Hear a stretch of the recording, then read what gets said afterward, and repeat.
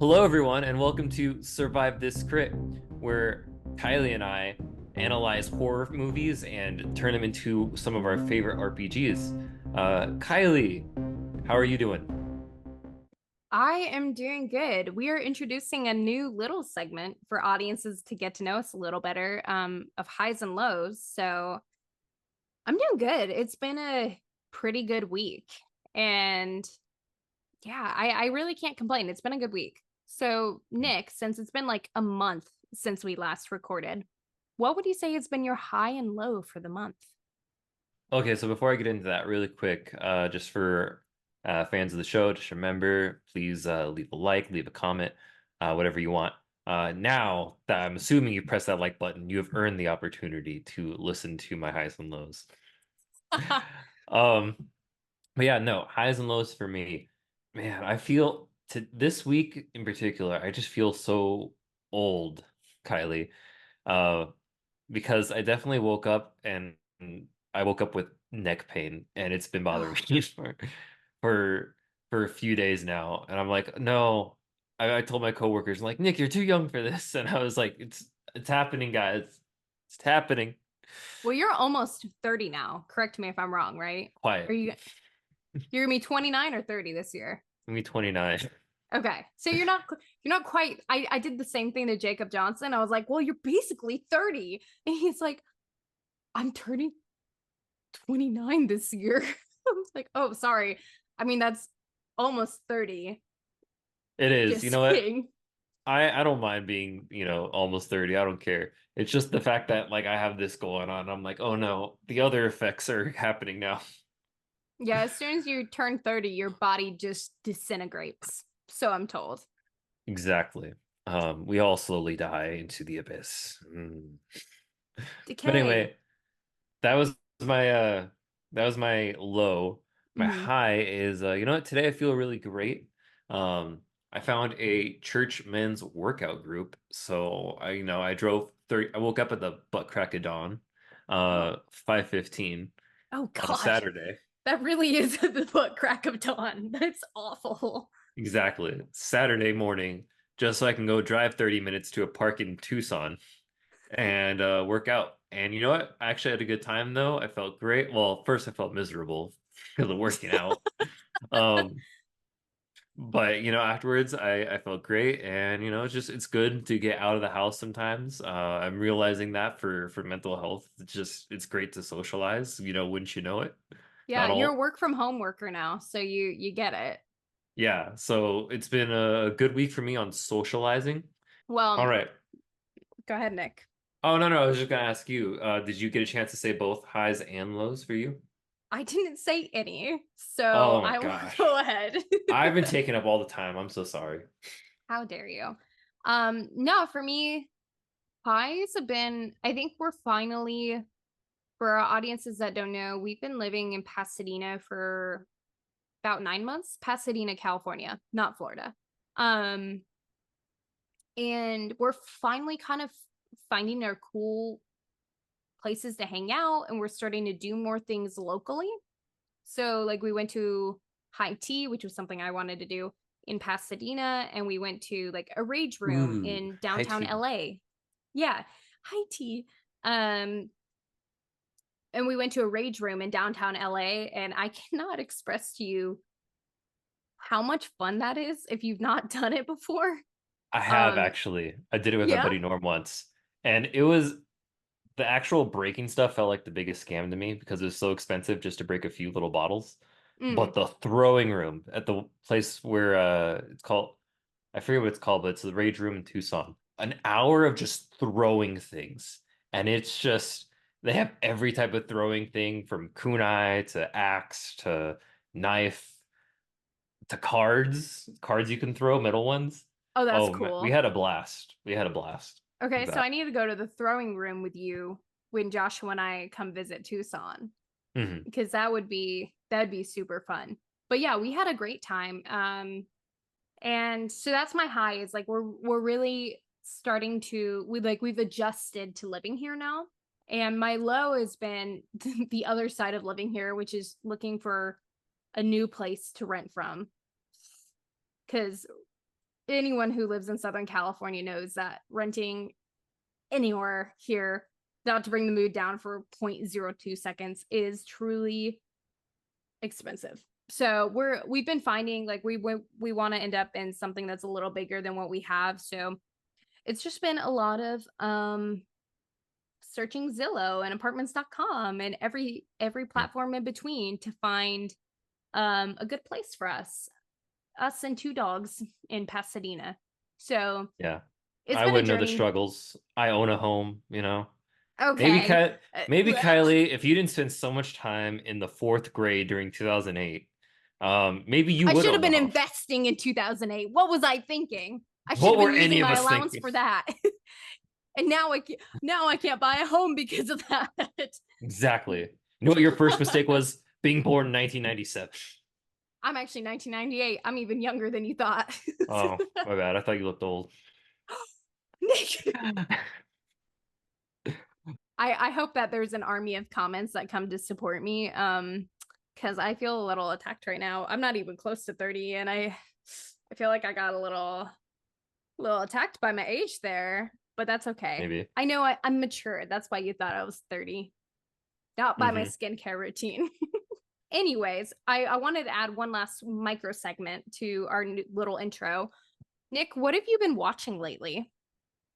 Well, I haven't been watching a lot because what was it, Kai and I gave up TV and movies for Lent. I gave up But TV too for Lent. yeah, but you haven't given up movies, which I think is a technicality, a little loophole, but whatever. Yeah, You know, well, you it's guys because we do weren't watching any movies. That's why exactly. we switched it. So, Uh, so one thing that we do get to enjoy on Sundays, though, we get to have some TV time. We've been enjoying an anime called Delicious in Dungeon, which is great because it's RPG themed, okay. like Dungeons and Dragons, but it's a Yeah. cooking anime, where every episode they basically take a monster that they killed in their party and turn it into some type of fancy dish that people can Ooh, recreate. that's actually really cool. And so right now we're at the point where they're fighting this red dragon. And so hopefully at the end of the battle, because this is the big climactic battle, we'll get to see the dwarf chef of the group make Mhm. something interesting with dragon meat, which could be a fun thing to do at D&D parties or something later on. Nice. Oh, I love that. What are you watching? Well, so last night I was in a very horror mood. So I watched two of the probably weirdest horror movies I've seen to date. I watched Frankenhooker last night, which was the story was actually interesting. It was very intriguing. It was like Poor Things, but for spooky people. So take with that what you will. But it honestly, the story was quite interesting for it. And I told Joshua, I was like, this could be a great Halloween costume idea for the future. Outside of that, though, I think I watched Pot Zombies, which was truly, truly a terrible movie. It was only 55 minutes long, thankfully. I think it was Oh, actually that made. already has bonus points right there for being Yeah, so considerate for your time. I know, right? But if you really want to watch something that is, I I don't even know if I have the words. It was one of those that as soon as Joshua and I were done watching it, we're like, huh. And then we went to YouTube to find something educational to watch because I think our brains needed like a cleanse. Like we need some of the intellect back after watching that. But if you like truly bad horror, it could be the movie for you. But both of those movies, just for audiences that could be minors, definitely 18 and up. Like there's a lot of graphic nudity in both of those films. But if that's your thing, then those movies may be for you. It Hmm. was not exactly my thing, but I did enjoy the story of Frankenhooker, and it could be a really interesting Halloween costume in the future. Sexy Frankenstein. Never Yeah, thought it happened, but exactly. apparently it does. So, Nick, do you we are doing for this series Dawn of the Dead, the 1978 film. And would you like to read a summary of this film? I would. Dawn of the Dead. According to IMDb here, as hordes of zombies swarm over the US, the terrified populace tries everything in their power to escape the attack of the undead. But neither cities nor the countryside prove safe. In Pennsylvania, radio station employee Stephen and his girlfriend Francine escape in the station helicopter, accompanied by two renegade SWAT members, Roger and Pete. The group retreats to the haven of an enclosed shopping center to make what could be humanity's last stand. Dun dun dun. That's right. We're doing a zombie movie. I feel like it's about time for this podcast. We've done a lot of different things, but we've not yet done a zombie film. Yeah, and I think this is a pretty decent start to that, considering how much people, just the general horror fan population likes this movie. Maybe that gives a little bit away what I thought about this, but we'll talk about that Yeah, later. I'm sure you have some very loud opinions about this film. So I will give a brief introduction to this film. Dawn of the Dead is actually a sequel to Night of the Living Dead, even though it's set in the 70s instead of the 1960s when Night of the Living Dead was made, the events supposedly happening like weeks apart. The film, though, when it was released, it wasn't really considered like the masterpiece that it was today. It is something that today's fans have really come back to as a commercial success, even though initially it was not seen that way. The budget for this film was actually really interesting. There were some resources that said 640 to 50,000 and some that said 1.5 million. So part of that could be because they had a European distribution and editing that was slightly different. That's the only like possible reasoning I could think of for that, or because they marketed it to other audiences later on. This film made almost $50 million. There were releases that happened in other countries, even as recently as 2020, where it was released to France and to Germany and to South Korea, which South Korea had only made like $1,205 in the box office, which I thought was kind of funny. But domestically, the film only made $5.1 million.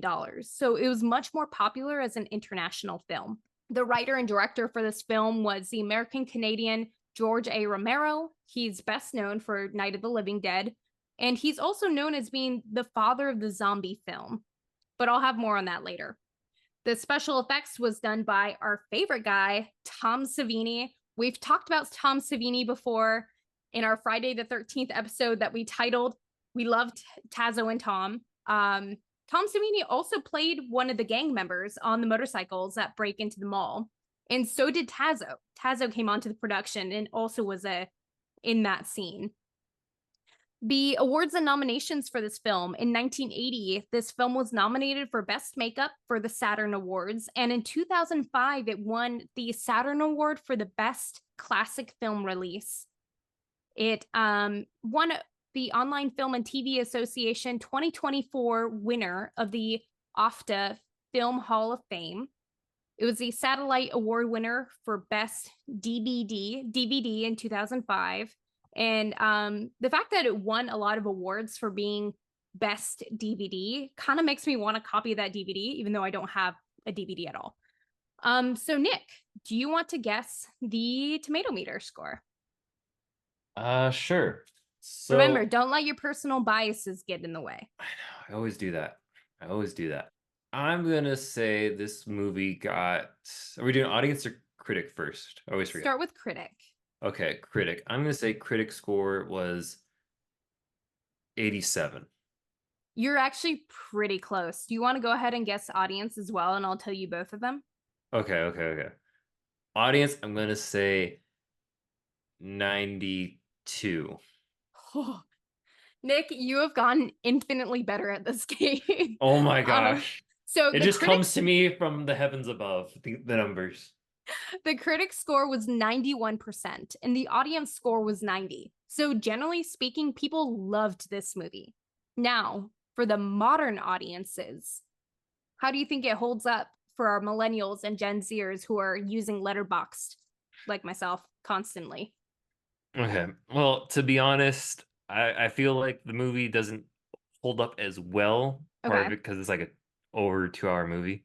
And the other thing is that it's just a little slow. But Mhm. uh factoring that in, I'm gonna give it a little lower score. I'm gonna say 3.8.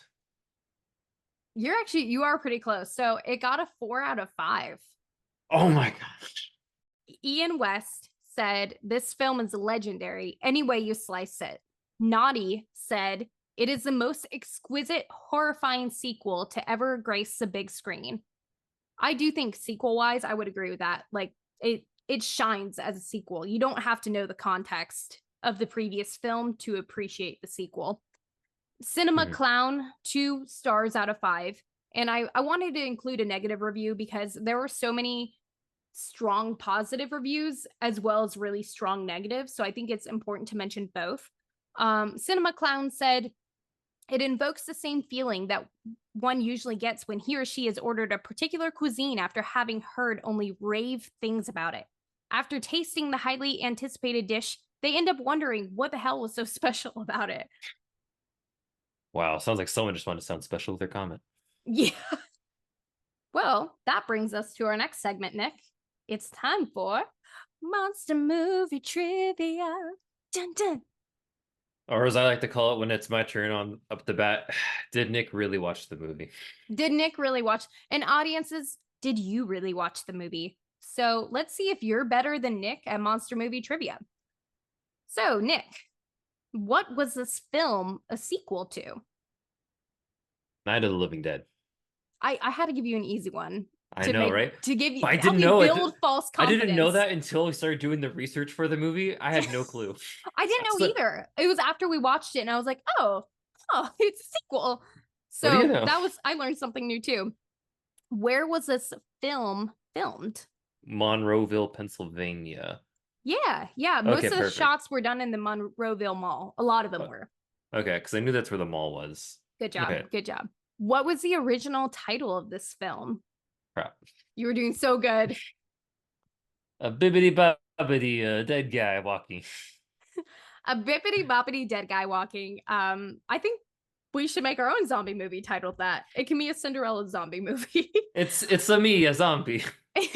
The original title of the film was actually called Zombie. Ah, like the Goblin song. Got it. And Anyway, what was the title of the film when it was released in Europe? it's a me, a zombie.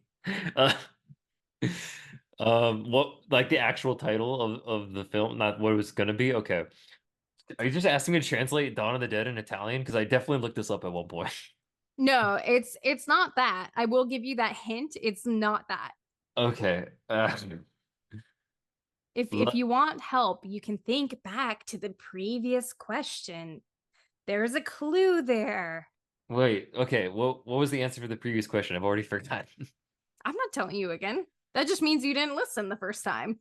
Okay, fine. But that means I don't get slashed because you forgot to slash me. Oh, well, you got slashed. Ah, dang it. Okay. And now back to number 4. What was the film called when it was released in Europe? Lamorto Zombie.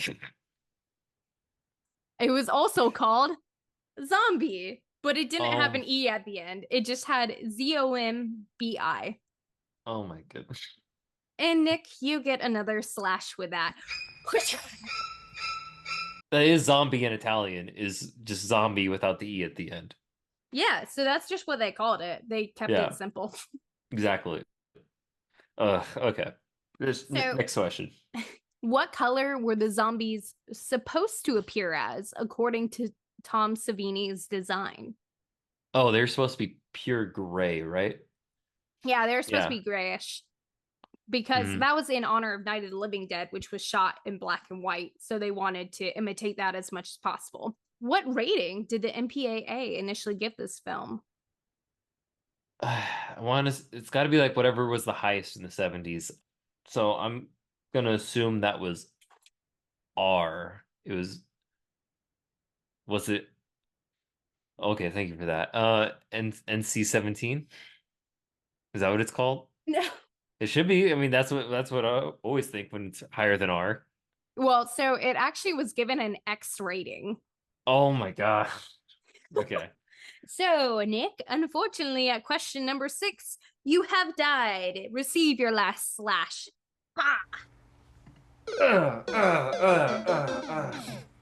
Blood and guts going everywhere. So, Oh my gosh. for Okay. those of you who are better at trivia than Nick, we will keep going. Allegedly, how much were the extras paid to be part of this film? Mm. I watched that documentary that you sent me right before this, so I know the answer. $1 a day. Yeah, and a donut in a Dawn of the Dead t-shirt, which honestly sounds like a pretty great time. Mm-hmm. Mm-hmm. Question number 8. What did Galen Ross refuse to do on camera? Galen Ross. She played Francine. Oh, yes, yes, yes. She refused to scream.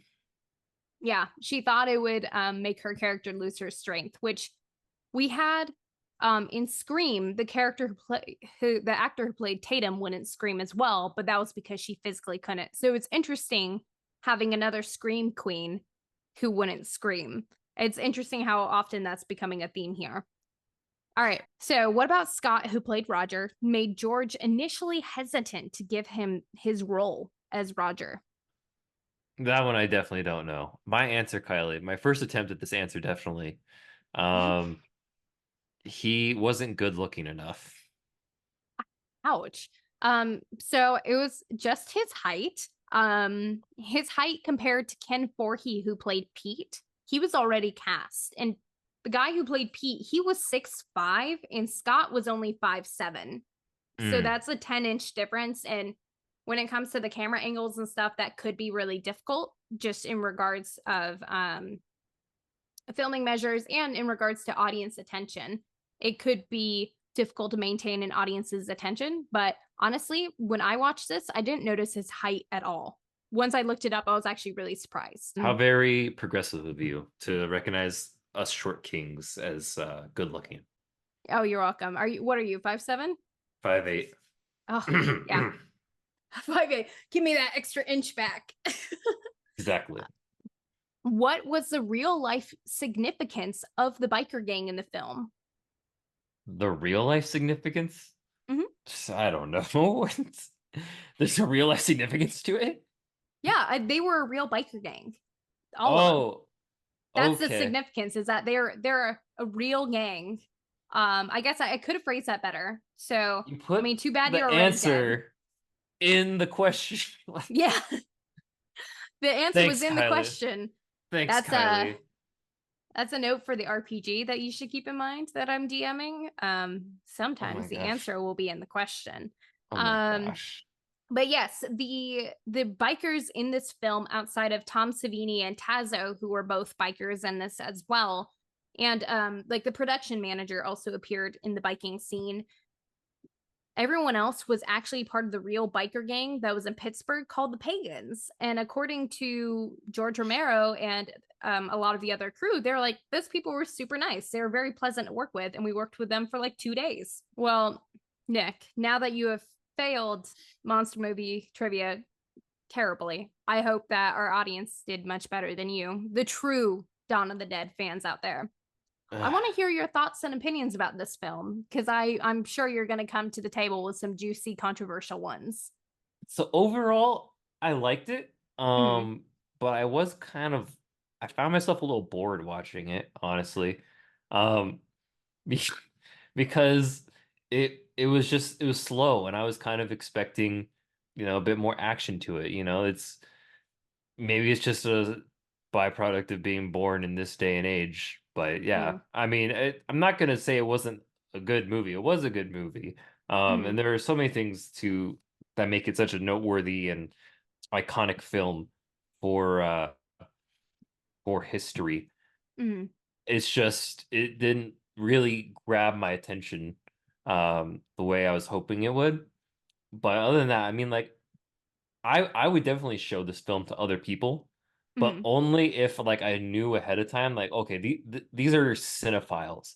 These are mm, people who like actually really enjoy sitting down and enjoying thought pieces in their films.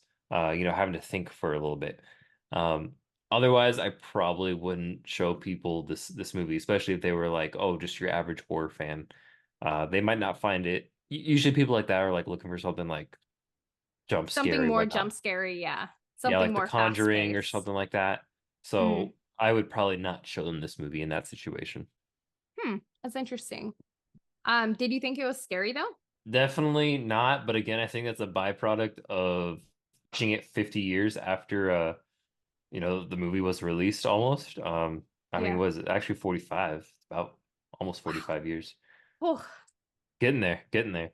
But yeah, uh I think it's not like like it was surprising to me watching that documentary and people being like, "Oh my gosh, it was so terrifying and we were gonna get an X rating." Like, Hmm. what are you talking about? Like this today would get a PG-13 rating or something like that, probably.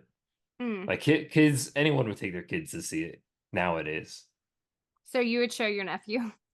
This is one that Um, you'd show Jackson next time that if you this is a wanted shout out to, to Jackson specifically, who's like our very first fan of this show and our number one fan of the show. you know what, if I had my sister's permission, and sometimes we talk about like, well, what's good for him to watch? Yeah, I'd show him this one. It's not like there's anything, you know, graphic really, besides people biting each other and I would heads getting shut off. disagree. Okay, but like that's in every video game that kids play nowadays. Is heads getting That's shut true. off, people getting bitten. Like it's nothing new. All right. Yeah, I could see where you're coming from there because you also are someone who grew up on video games and stuff. So I personally loved this movie. I think there were actually a couple parts that were too gory for me when they ripped open Tazo's chest and pulled out all the pig intestines. Uh, Oh so my thank you, gosh. Tom Savini, for that. That was a lot. I actually turned away from the screen and I was like, Joshua, can you just tell me when it's over? Because it looked so good. It The effects was. were Oh my great. gosh. So I like that. that was really good. There were some really solid effects in there throughout, like the blowing off the heads and biting the skin. Like everything was just really well done on the special effects side, especially.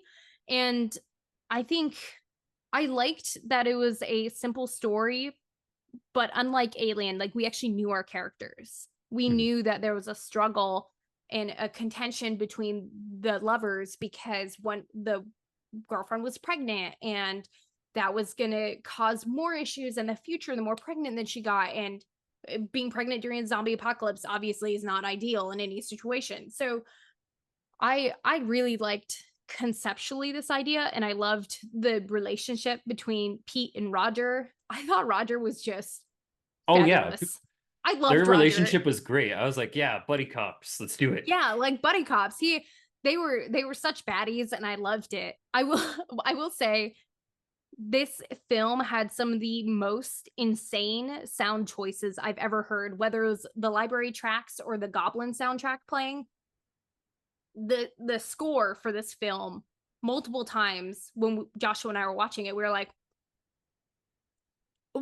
why is there like carousel music in the background? But it made it funny. Like it kept the Hmm. energy light for us as viewers. So I personally really enjoyed it. This was one that definitely goes up there for the last few that we've seen. I wouldn't call it scary in the traditional sense, like you said, where we see like people's heads being blown off and we're so desensitized that we're like, well, that happens in video games or other movies all the time. But the gore was top tier. I really enjoyed watching the gore of the film, Oh, and it was entertaining as hell to watch. And it was a really cool concept. Like I liked the concept of zombies gathering at the mall because they know that's like their environment. That's where they would go. So overall, I personally really enjoyed this one compared to the past few films that we've done. I would say this is my favorite out of the last couple series that we've done. yeah, and I think it's a great film in that sense. Like you, I love the special effects. Obviously, we're going to talk more about it in a later part of this episode. I did write like 3 pages on Tom Savini. I watched so many interviews about him. So So I'm I sure I you're hope gonna our listeners buckle up for that. So I'm sure you're gonna like talk about it, but I'll just briefly state it of like I Yeah. like the biting scenes. I was like, oh, that's impressive. How do they do that? Or the pulling guts out. Um, Hmm. and even just the fact that like all the zombies were gray, but they were still human. Like I love that. I was like, Yeah. oh, you know what? That's probably what a zombie in real life would look like, not some CGI thing that looks like a disshapen human. And a couple of them were like that, but like, Hmm. you could still tell like if the person wasn't misfigured, you could probably, if you knew them as a living person, you could probably still point them out. Whereas in movies nowadays, they're all CGI creatures who you can never recognize out on the Yeah. streets. So I thought that was kind of cool, and I thought that made sense. Did it look more cheap? Yeah, but I thought it was more real. I would agree with that 100%. One thing I gotta say I loved, I thought it was hilarious was I feel like I just have to mention it. The racist cop, the you know who I'm talking about? Wooly Oh, at in the the very beginning. beginning, yeah, the guy Yeah. that was so weird because it felt like a weird subplot that was fulfilled by him dying really quickly. Yeah, because I was watching that and I was like, when are the zombies coming? Well, it was funny to me because it's like he's so out there and Mhm. just out of maybe the better term I'm looking for is out of left field. He's just like, darn, darn colored people. Oh, they have things better than me. I'm like, what? Yeah, I that really did feel like it came out of nowhere. They're like, okay, let's Oh, and then be they dropped super the N racist for bomb. 2 minutes. I was like, oh my gosh. What I think George Romero was just trying to capture like what racism kind of looked like in his day and age. In the But 1970s. exactly, but like I don't know, just watching some of it just seems so humorous to me because it's like you would never see that nowadays. Yeah. Or Yeah, if you you did, wouldn't like it see would it. be I a mean, very rare case. yeah. And I mean, he did die, so it wasn't like they made him into the hero. So it was interesting because, like, a lot of Romero's stuff, as we'll talk about later, about his impact that the film had on society, was it's interesting that his films always have a commentary to them. So I Mhm. feel like that was his attempt to be like, hey, here's what's happening in the world right now. And we're going to watch this dude get his face blown off, watch him get got because of the things that he says and because he rushes into action. So I do think Yeah. that was definitely an interesting point that honestly, it was so quick. Well, that's what I'm saying. That's why it was so funny to me, is because it's just so out of pocket and then just like there and then dead. Like that's what you get for rushing in, dude. Yeah, But yeah. exactly. I'm excited to talk more about some of the more prominent aspects of this film. But Mhm. one of the things that I was curious about when I was watching this was they called him the history, like the father of zombie films. So in my mind, I was like, okay, well, where did zombie films come from? When did we start making them? Because they are a unique niche, but today we have Walking Dead, a whole bunch of different versions of that, and we have zombies galore. Almost to an extreme point, I would say at this point. But I wanted to know where they came from, so I did some research. So buckle up, folks. It's going to get wild. So, Here it goes. historically, zombie myths traced back to the Haitian folklore of the 17th and 18th century, where slaves believed that their punishment to committing suicide would be to exist as the walking dead rather than returning to their African homeland.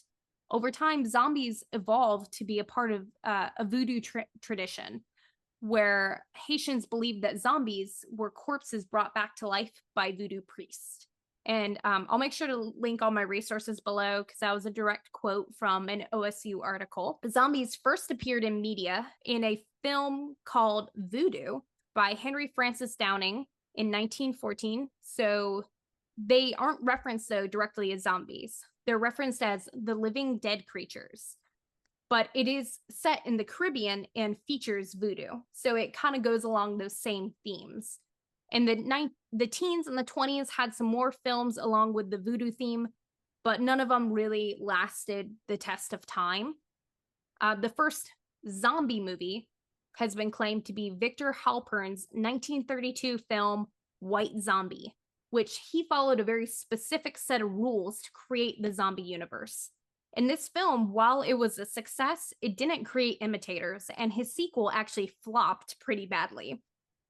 So his rules for a zombie universe were set in an exotic climate, a voodoo conscious population that was mostly black. The plot involved an evil sorcerer who knew voodoo, who used a drug to kill his enemies and then enslave their undead bodies. So Oof. it's really interesting that actually the core of zombie films came from the practice of voodoo in Haitian culture, which I just thought was really interesting.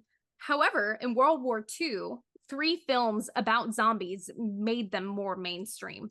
There were two comedies called Ghost Breakers and Zombies on Broadway, which pretty much, other than just having zombies, kind of got rid of all the other rules and they made it a comedy. There was a film called I Walk with a Zombie that also came out during World War II, made by Jacques Tourneau. That was the most accomplished at the time, and it focused more on the white plantation owners and the supernatural leanings of the Caribbean natives. So that kind of went back to those rules that were early established. But the deaths of the white plantation owners were due to the unsettled psyches, not due to a zombie threat. There were a couple other zombie films that came out, but they still followed the zombie voodoo film theme that was established by White Zombie in the coming years. But Romero, when he made Night of the Living Dead, it made zombies a universal experience without having cultural specificity. And I believe that's a direct quote from an article I read from the Carnegie Mellon Library. Another direct quote was, Romero's achievement, in other words, isn't simply a question of making zombies popular. It's the fact that by opening a door to detach them from their cultural roots gave them an entirely new cultural purpose. He didn't so much as change everything as he completely supplanted what came before. Yeah, so in this case, Night of the Living Dead is like a lot of horror movies we see is, or at least the ones that we review. Mm-hmm. It's what brought the whole zombie pop culture, to its beginning, basically. Even though it wasn't necessarily the first one, it's the one that Mm-hmm. made it popular. I think George Romero did open it up to make it available for everybody to create stories about. And I do think that is why it's so popular today. Mhm. And that, in my eyes, that makes George Romero a really interesting person to learn more about.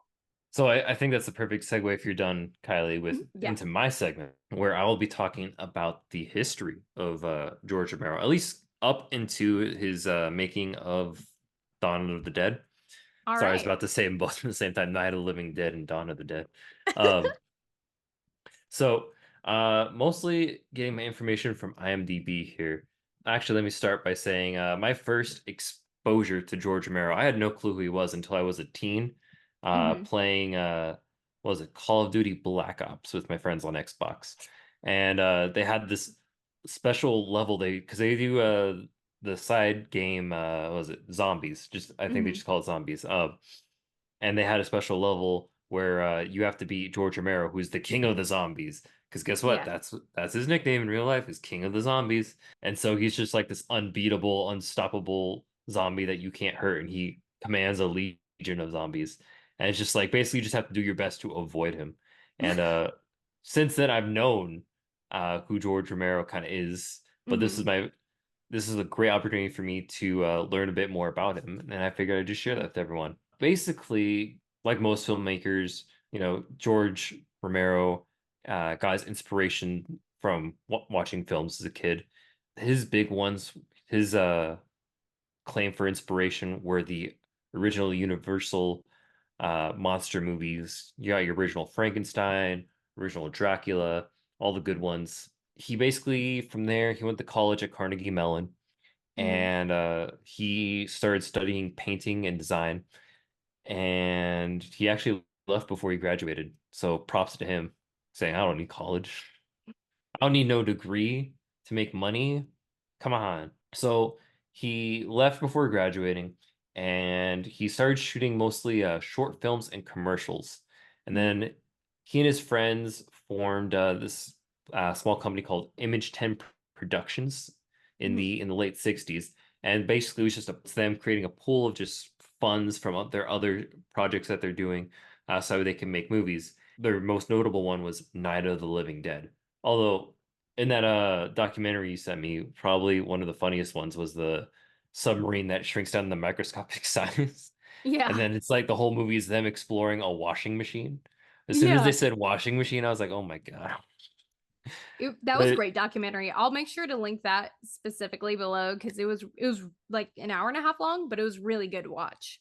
but yeah, so going back to Night of the Living Dead, he pulls his money together with his friends, with inside of Image 10 Productions, and they shoot their small film called Night of the Living Dead, which didn't get a lot of popularity at first, but Hmm. it started to gain a lot of popularity. I want to say at least a year after its initial release, and it sounded like it was getting most exposure out in foreign countries like European countries like France, whatnot, and that's what really kicked off its transition into the zeitgeist at the time. All of a sudden, George Romero's name starts to become more popular, and continuing with reading this little documentary we got here, Romero's next films after Night of the Living Dead were a bit more low key but less successful, including The Affair, The Mm. Crazies, one called Season of the Witch, which, Oh, funny enough, is where he meets his future wife, Christine Forrest, and then the movie Martin, which came out in 1977, and it's during his time that he's shooting Martin gets in contact with Dario Argento, an Italian filmmaker who is known also for making horror films, and they start working on what would eventually become Dawn of the Dead. So they start working together. Argento has he brings in this great Italian band, maybe you've heard of them, Kylie, called Goblin. yes, Um, that they're definitely memorable. I will say that. they had some great pieces in there, and we'll talk more about Goblin later on in this episode. Yeah, the 1978 rolls around, and he finally releases Dawn of the Dead.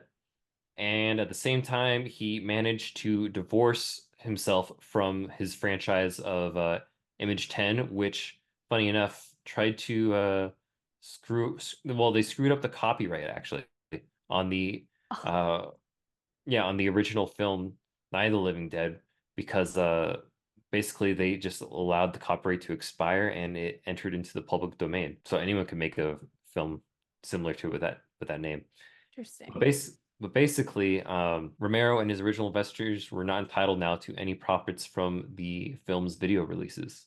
It's fascinating. Hmm. Dang. Well, I had a couple things I wanted to add about George Romero because so you mentioned that he met his wife Chris on set and she was the AD on the Dawn of the Dead. She was the first AD on that film. And she described him as a director on set as when George writes his vision, then he will figure a way. And I feel like that sums up him as in a nutshell based on the documentaries I watched and the interviews I listened to. He describes himself as being a very cover your ass style of director where he would get a whole bunch of different shots from different angles so he could cut it however he liked. And editing, honestly, is his favorite part of the film. And he was editing with film, not digital, which is a very different experience from what we have today. That's why, like, it's fascinating to watch at his editing skills in Dawn of the Dead because the shots they're so sharp. And one of the assistant editors in the room observed that he would cut the little reels even further down just to make it cleaner and he would retape it instead of just cutting a whole scene. He would just cut in the middle of little ones and to make it even cleaner of a cut than what was possible in film at the time. Because now we have so much more software and things like that editing is a lot easier for us nowadays. But yeah, I just wanted to take a second to admire his directing skill. Like everyone looked like they're having an absolute blast on this film. I cannot Hmm. emphasize that enough. Like he is described by everyone as just being a sweet and welcoming man who really enjoyed collabing with everyone. He would listen to everyone's ideas, let them improv a bit. Like the scene of Roger sliding down the escalator, that was an improv. When Scott came up to George Romero, he said, "Hey, can I try this?" And George Romero was like, "Yeah, I don't know, go Hmm. for it." And I think you're right, that he had to be a good director and a nice person in order to handle the job of directing people basically in the middle of the night because that's the only time Yeah, when they could shoot. Because if you didn't know this, fans, but the scenes that happen in the mall, they're actually shooting in a real mall in Monroeville. yeah. Apparently, some of George's friends actually owned a mall and they let him use it, but they only let him use it during night. And it was during the Christmas season, so they also had to like spend the time beforehand just taking down the Christmas decorations and then putting them back up. So there was a Also, it lot was going cold on. as hell because it's Pittsburgh in the Yeah. winter, and there was no heat like in the building at night. So it was quite cold for the conditions that they were filming in.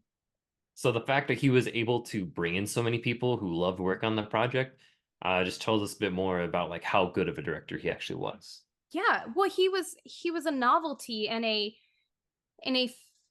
family loved name in the Pittsburgh area. And I imagine he still is today. That he, like, everyone wanted to be an extra, everyone wanted to be a zombie on this film. And I think one thing that is notable about his directing style is he didn't give the zombies direction. He told the zombies, like, be your zombie. Whatever that looks like for you, do it. And that's why we see so many interesting uh, bodies and interesting movements. And I do think a big part of that is thanks to Tom Savini, who I'm going to dive into. But a lot of that was due to George Romero's direction. George Romero got to hire Tom Savini on this project. And I'm going to condense this down as best as I can. So Tom Savini, he grew up as a huge fan of Western and horror films. And he grew up as a person who just really loves and values his family.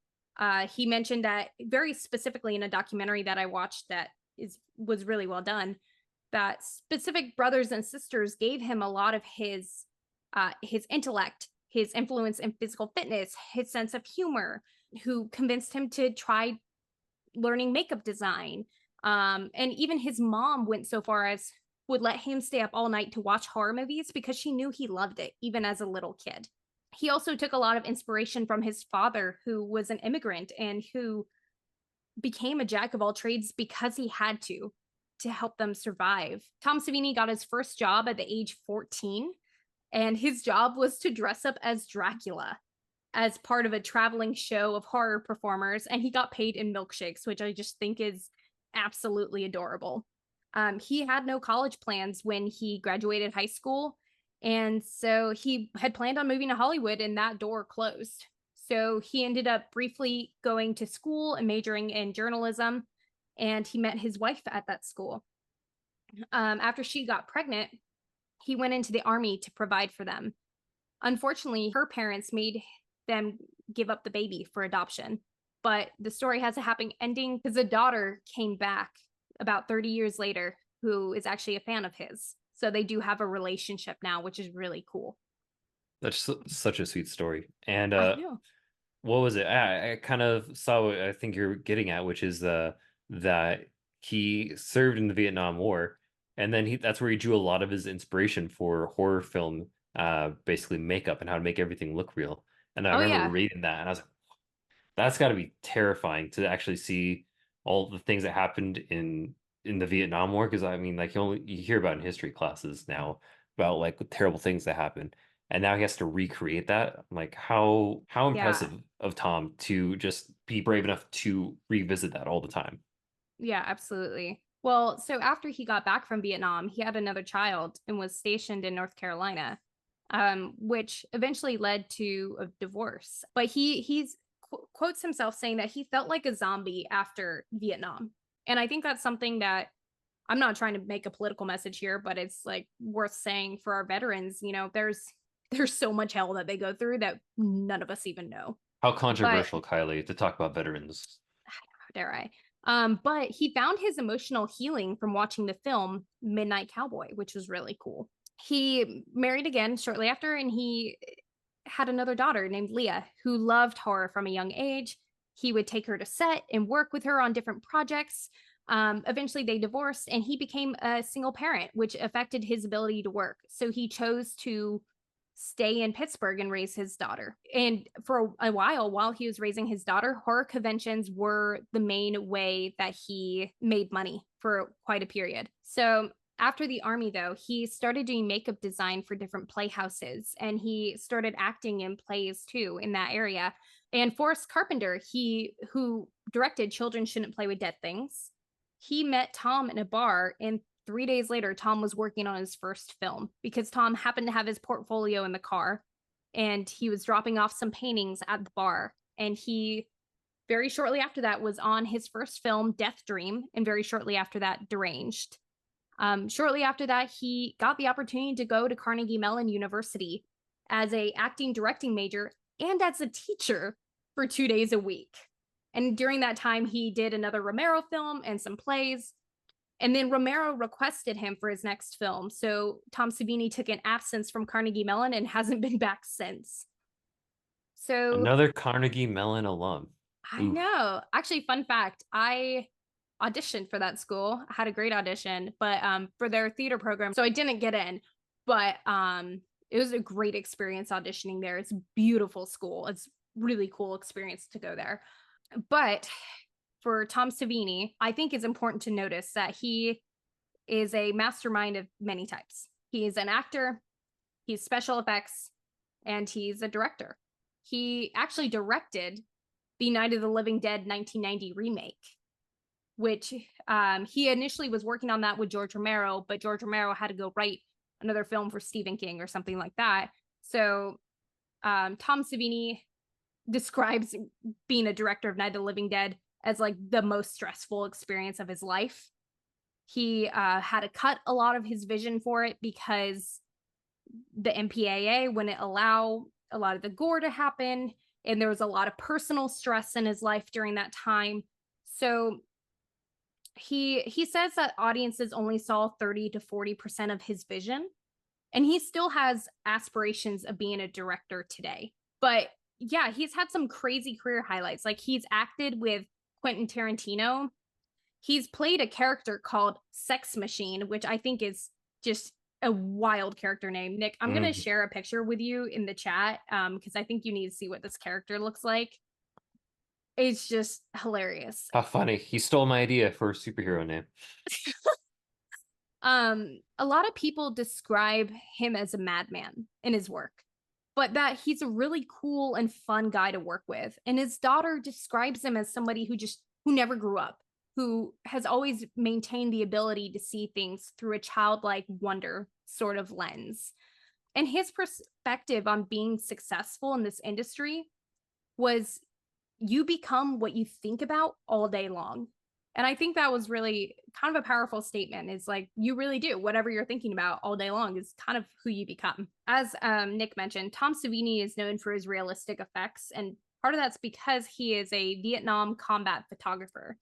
And a quote of his in regards to that is, if I don't get the same feeling as I did when I saw the real stuff, the fake stuff isn't enough for me, which is really profound, which explains why some of the stuff that he makes is truly terrifying. Yeah, so anyways, a couple of specific special effects. Let's talk about the very beginning. They start off very strong with just blowing a head off entirely.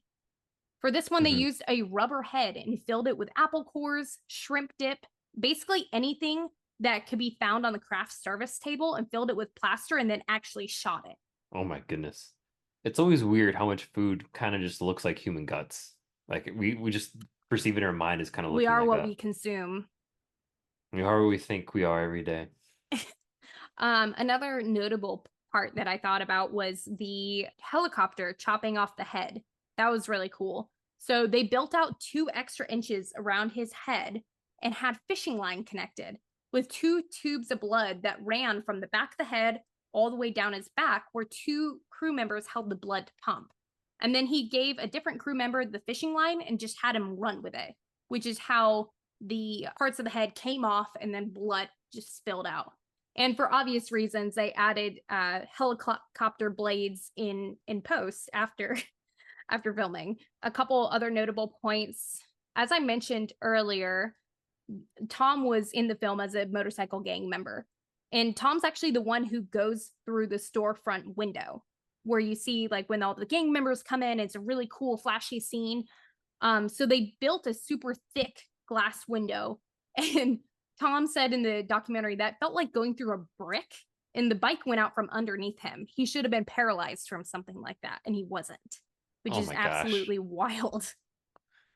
Wait, wasn't he Um, called like Sledgehammer or something? so I did write down those character names. So he was called Blade. Tazo was That was it. Sledge. Sledge was Tazo. Tom was Blade. Tazo and Tom are both fight directors. They had combat experience, so they got to be a part of this scene as well. Um, When we finally make the Tazo and Tom shirts, yeah. that should be as them from like on the Dead as their like biker characters. Yes. Oh my gosh. Yeah, if as this podcast keeps growing, we may make merch and it may exclusively feature Tazo and Tom because we're a little bit obsessed with them.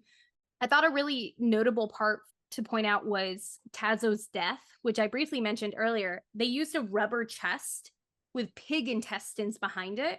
So the extras were actually pulling out real pig intestines and like playing with them and being like all zombie like. But those were real pig intestines because Tazo knew somebody who had like a some sort of butcher who was able to give him clean pig intestines for them to use. Tom's death when he leaps off the balcony and he actually did that leap himself.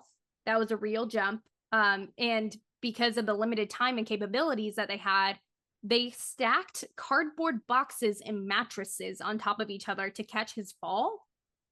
But he missed when he fell and he went straight through the cardboard boxes and like landed on his heels on the ground. And George Ah, told him, "Good job, Tom." And that was enough for him to keep going. oh my gosh. So Tom really broke his body for this film. And Yeah, I mean, he was that's what, a fine. 20-foot fall? Yeah, it's a big jump. Like that's just wild. He had to be injured afterwards. I hope that the adrenaline was enough, like to just keep going and be like, oh, everything's fine. But yeah, so generally speaking, the zombies were painted very simply. They were just the gray pancake makeup, and there a couple of people had more specifics, like Zombie Roger probably had like a thin liquid tissue that would dry and make him look more shrunken in. But yeah, I just thought it was worth mentioning some of the stunts that they did, like the machete zombie. That was cool. They kept the reaction of the zombie because the zombie extra did a great job acting, but they actually filmed it in reverse. So they just kind of placed the machete on his head and filmed it in reverse of them pulling it out and then had it play in reverse for the actual film. And it looked very real when they did it. Wait, so was Um, that a real machete then? I think so. I wonder, okay, this is maybe going too far. I wonder if it's the same machete that they later used on Friday the 13th. Because Oh he my got the gosh. job on Friday the 13th from his experience on Dawn of the Dead, and he did the stunts and special effects for Friday the 13th as well. So who knows? Maybe in the canon, there is a possibility that could be the same machete. Hmm. I'm just saying. I'm just Maybe throwing that that out there.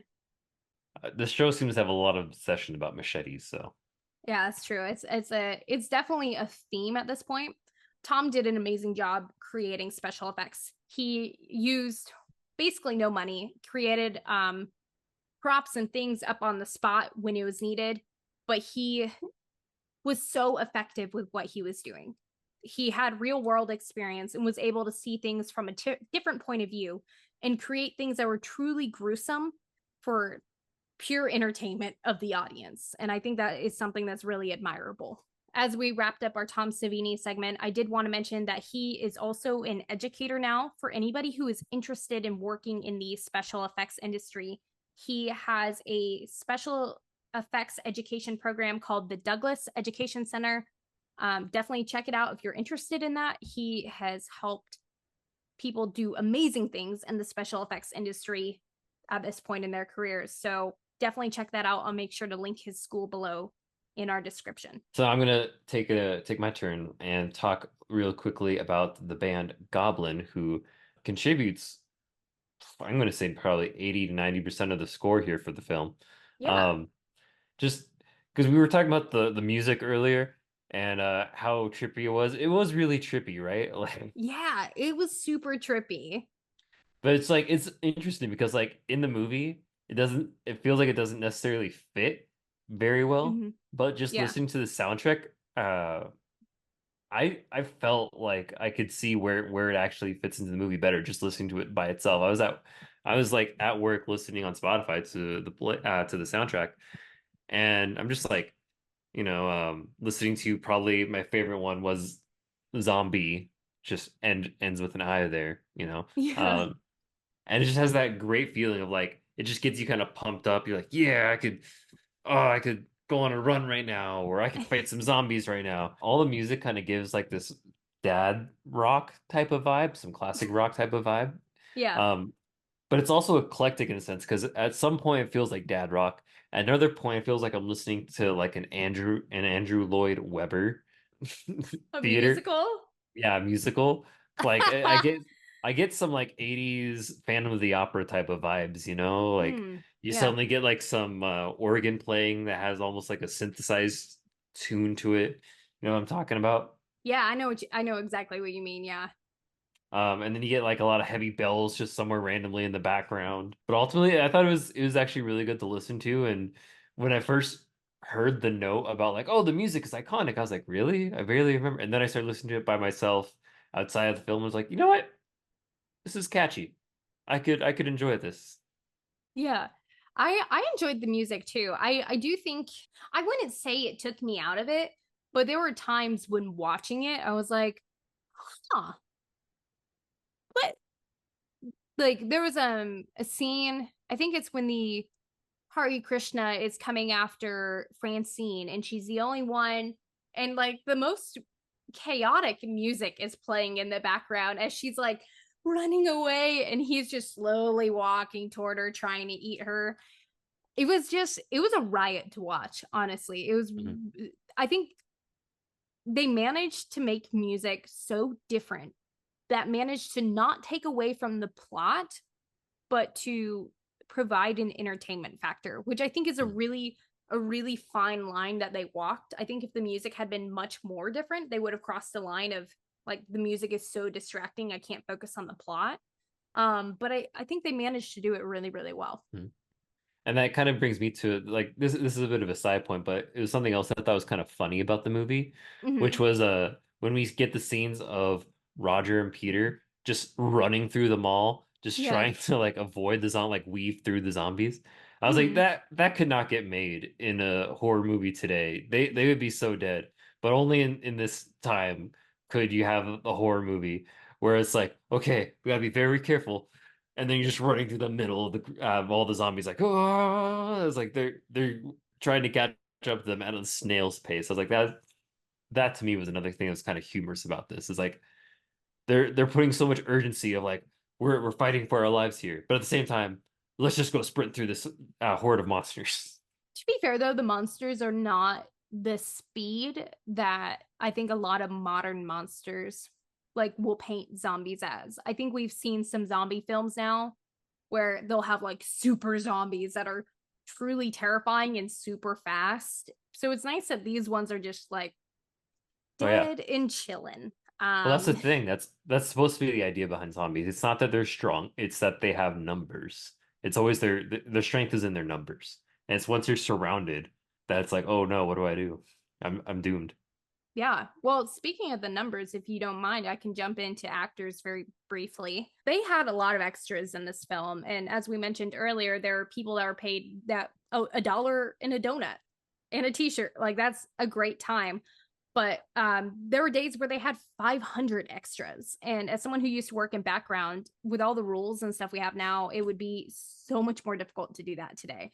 But the word got out. Like everyone loved George Romero, and the word got out that he was filming a film in Pittsburgh, his hometown, and everybody wanted to be a part of that. They actually used real police and National Guard for the redneck scenes and local Pittsburgh folk for that, which I think is hilarious. I think that's another thing you'd have a lot harder time doing today. And a little bit briefly about the actors. David, who played Steven, and Scott, who played Roger, were both working in restaurants in New York when George and Chris were coming in asking these servers and cooks if they wanted to audition for the role.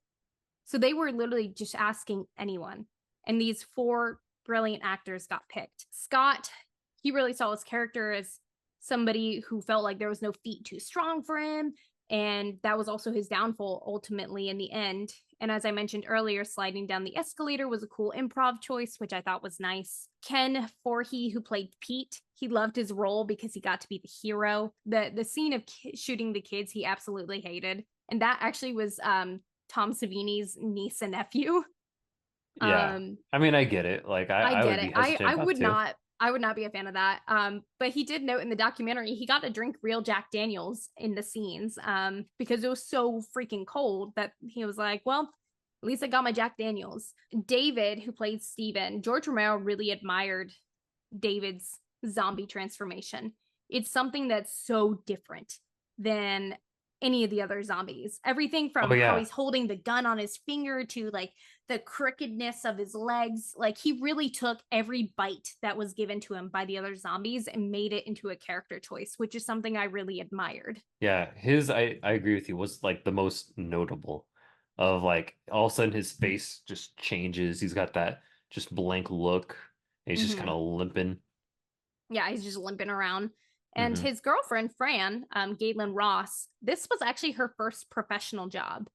And her arc really was one of the first women in horror that went from damsel to hero. She refused, like we mentioned earlier, to scream, but also to fall or cry because of early feminism. And George Romero really respected that.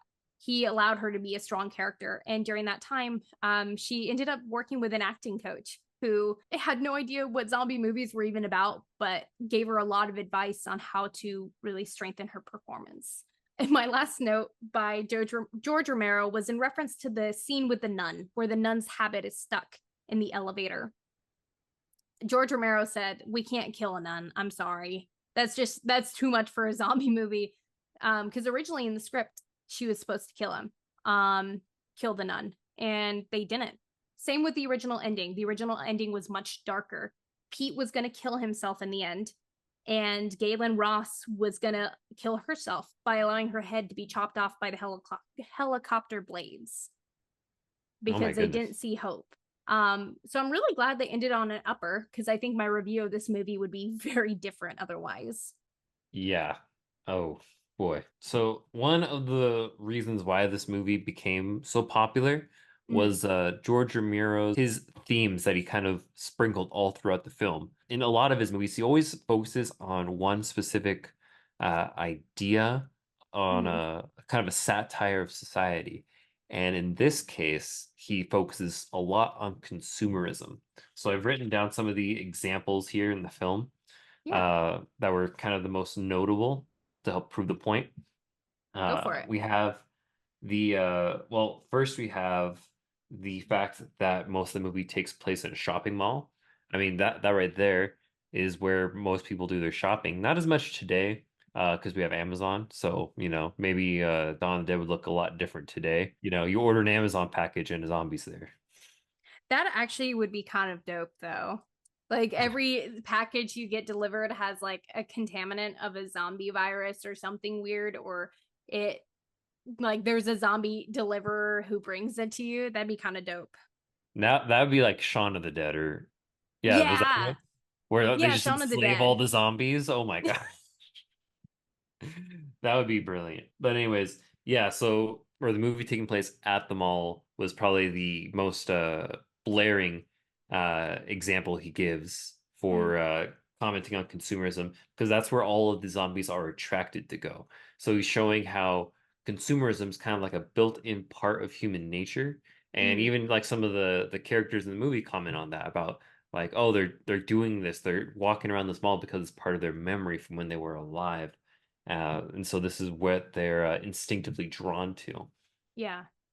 So, you know, I kind of took that as like, oh, so the zombies are like mindless consumers, like, oh, Yeah.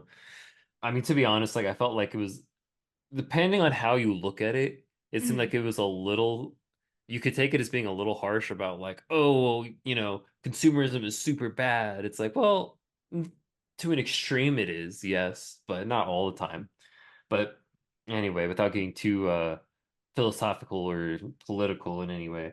I think I have a quote that would really support what you just said. Oh yeah, what was This it? is from Scott, who again played Roger. This is about George Romero. He said, I realized I see what's going on here. He, being George Romero, always has some sort of social analogy in his films. I think it's really interesting. But George was not overtly playing social politics. He didn't even want to talk about it. And that's really great because he's not a flag waver. It's just what he does. You see it and you either accept it or you don't. He was a bit of a renegade.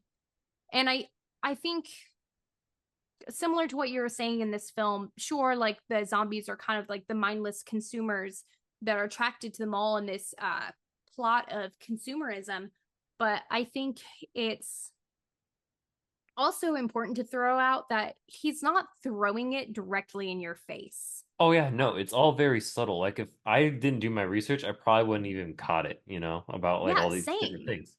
And I think it's especially interesting because then carrying on to my next point, it's then he starts showing how does consumerism affect our four main actors or four main characters rather. Mm-hmm. Um, how once they clear out all the zombies, how they just immediately kind of go into this illusion of safety because they're surrounded by all these luxuries and goods provided by the mall. You see with that scene, that montage of like them going to play at the arcade or Yeah. Francine kind of like wearing the fur coats, whatnot. Yeah, trying Um, on all the clothes, checking out the makeup, things that you wouldn't normally do in a zombie apocalypse unless you have the false illusion of safety. exactly. And so that's what the luxuries of the mall are providing for them. But in Mm. reality, you have the looming biker gang just outside, planning their demise basically. And I thought that was very interesting because, like I always hate talking about COVID, but it's kind of like COVID. We always had our things while we were quarantined to distract us from you know, the harsh realities of our lives at the time. Yeah. So I think like, some of these things he talks about are absolutely true. Like, yeah, we use things, we use goods as ways to distract ourselves. And sometimes it's a great way to detach ourselves from some of the, otherwise crappy things that are going on in our lives. Yeah, I Um, think you're hitting the nail on the head there, saying that it's like it was a way to detach themselves from reality. And I think that overarching thing that he wanted to share was specifically consumerism was that for him. And yeah, I think the more that you're breaking this down, honestly, the more I understand it. Because when I was mhm. watching this, it was something that I wasn't necessarily thinking about, other than like, what a cool place for a zombie apocalypse because it has everything. We even see it in a lot of the one-liners that characters just kind of throw out there. Like Mm, I joked about this guy earlier, but at the very beginning we had Officer Woolley, hilarious guy because of his racism, because it's just so out of pocket. But yeah. also it's there for a purpose because he specifically says at the beginning, and you can censor me out for this here, but damn racial slurs. I'm not going to say that part. They have it even better than I do. Look at this place. And it's that idea like he's comparing what he considers to be people who are less than him and how they have what seems to be a better life than he does. It's the Mm. idea of keeping up with the Joneses. Yeah, yeah. And I think that honestly is part of his demise, which is why Officer Woolley jumps into action and ultimately gets killed where some of the other officers don't. That's interesting. I don't think I had made that connection until you just said that. Yeah. And then what was it? We also get the line from Peter when it's him and David checking out the ammunition shop. Mm-hmm. And they're like looking down the rifles, checking them out. And he has that line where he goes, "It's a shame. The only fool who could miss with this gun is the one with enough bread to afford it." The Mm, idea of like, okay, well, anyone who has a lot of money who can afford these things doesn't have the skill to actually use them. mm. So it's the irony of consumerism in there. And the Yeah. last one is what was it? The perfect one that kind of sums it all up is Francine's line where she's talking to David, I believe, and she goes, "It's so bright and neatly wrapped." She's talking about the mall. You just don't see that it's a prison too. Mm. Yeah. That's The actually idea that's that a they are beautiful slaves to their quote. own consumerism. That was beautiful. I really liked the research that you did on that, Nick. Yeah, and this film, I mean, it really didn't hit audiences great initially. Um, Distributors didn't want it in the US, but Richard, who was one of the producers, he bought out a theater and a New York Times ad for one night of showing this film, and audiences went absolutely bananas for it. So, in the Mhm. consumerism trap, we also loved it, and Oh no, everyone ended up Kylie. enjoying the film. Oh no, Wait, the wait, wait. walls are I'm caving trying in. I'm trying to get it right lined up. Oh no. Oh no, I'm trapped I'm in trapped. my own consumerism. But it Ah. ended up doing great in the end because people could see the social analogies and just enjoy a good zombie movie. It's about Yeah. time we watched one of those. So, Exactly. I'm glad we I- saw this film. And now the moment we've all been waiting for to reveal the winner of our horror art giveaway. And the winner is Jurgen Palichko. So congratulations, Jurgen. We will be sending you an email to get more information about where to send your goodies. Thank you to everyone who entered our giveaway, and make sure to stay tuned for more exciting goodies on the podcast. Make sure to like and subscribe wherever you're listening, and have a good one. Hello, everyone. Thank you so much for joining us on this deep dive episode of Dawn of the Dead today. We really hope you enjoyed it. Make sure to share this episode with a friend who maybe likes talking about consumerism or who just likes zombies. But make sure to share it with a friend, and stay tuned for our next episode, the Pester the Guester episode. And that's all for now. Bye, everybody. Bye.